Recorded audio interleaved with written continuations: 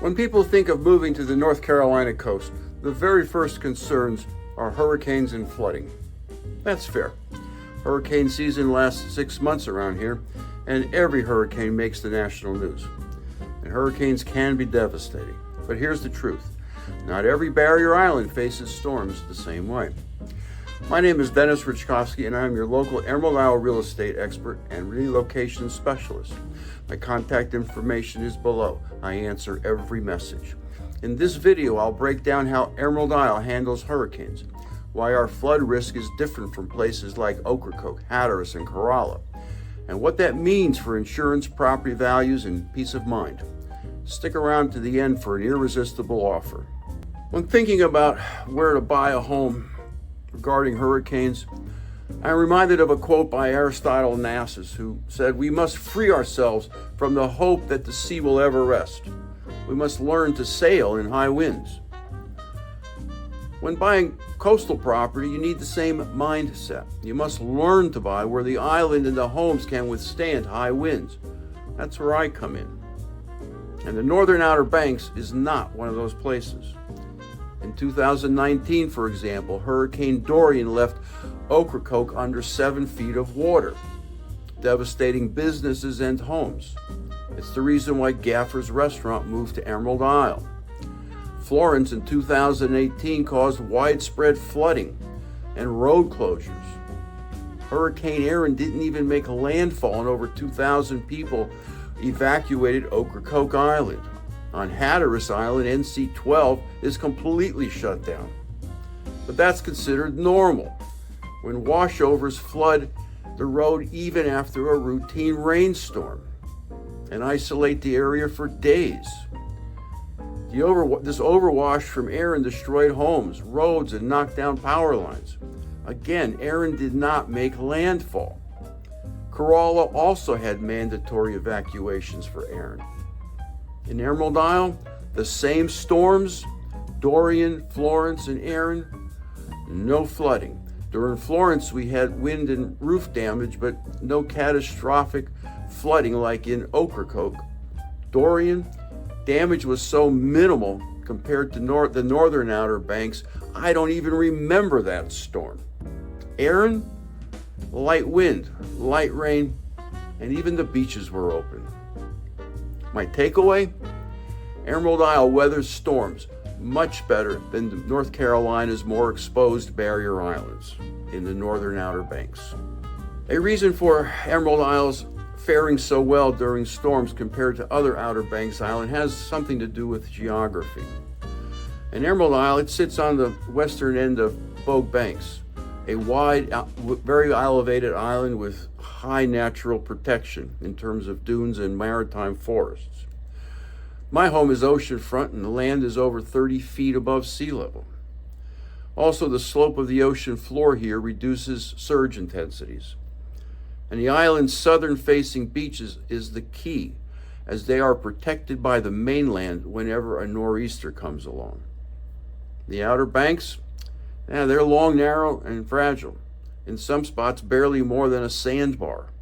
Waves can cross from ocean to sound, cutting new inlets routinely, and again, interrupting vacations and life in general.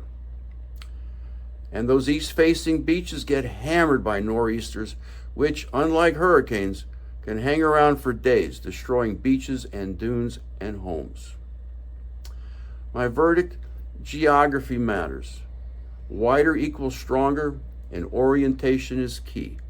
Emerald Isle's natural shape and orientation provides a built-in safety buffer. As with risks, there are costs. And of course, these costs can be mitigated by insurance. In Emerald Isle, many inland neighborhoods are in X-flood zones. Flood insurance is optional, not required by lenders. Oceanfront and soundfront homes fall into the AE or VE zones, and flood insurance is mandatory for most mortgages, but premiums are lower than those on the Northern Outer Banks. Ocracoke, Hatteras, Corolla, well, most properties are AE or VE flood zones. Lenders require flood zones and often at very high premiums. For example, a $500,000 inland Emerald Isle home in an X zone might skip flood insurance altogether, while a Corolla home of the same value could carry a premium of $3,000 to $5,000 annually. A key element, a key factor in deciding where to purchase coastal property is the beaches. They're the main reason you go to the coast, and you better know how your town is dealing with beach nourishment. Beach nourishment is an option here in Emerald Isle because it has a source of beach quality sand. It's the sand that's dredged to keep the port of Morehead City open.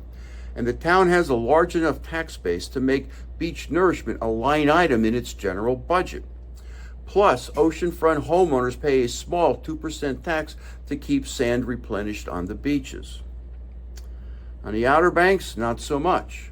Beach nourishment is not really an option because beach quality sand is scarce and the tax base is not large enough to fund nourishment.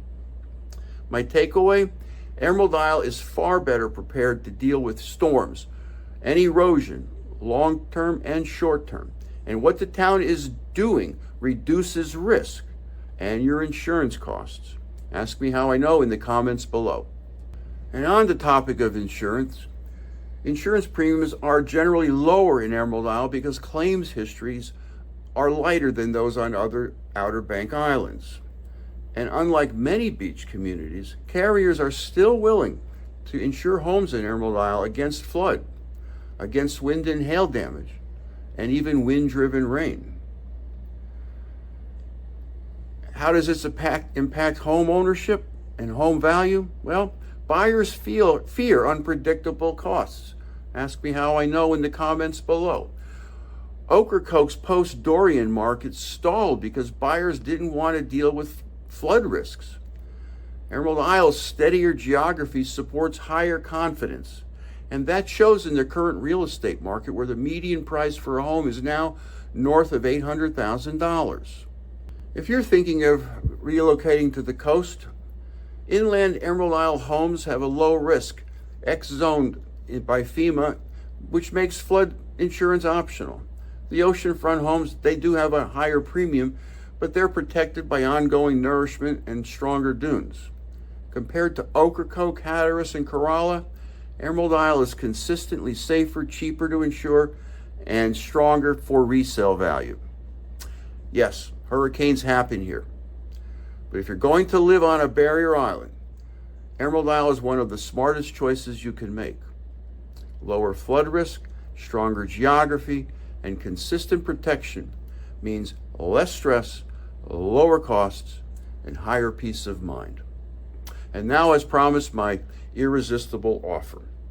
Like, subscribe, or leave a comment, or call or text me at 919-308-2292, and I'll send you a complimentary copy of my book, Live Where You Vacation, a guide to living on the Outer Banks and the Crystal Coast.